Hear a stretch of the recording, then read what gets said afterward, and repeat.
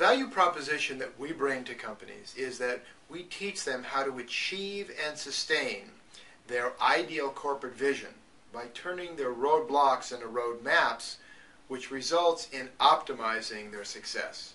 That's very unusual because very few companies really can promise that they optimize your success, and that's really what we're focused on.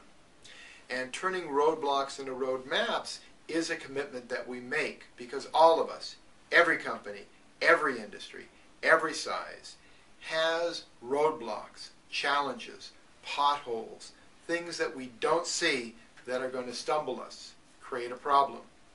And what we do is we find what those are as we go through the assessment and create with you your vision and figure out a way to turn those, because when we build it backwards, literally going from your ideal horizon back to today, we'll create a success roadmap that looks at those challenges because we're recognizing them before they happen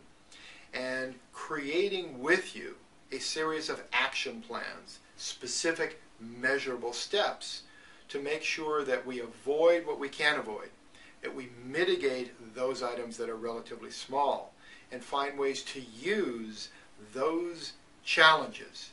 to actually create your success rather than becoming a victim of this success.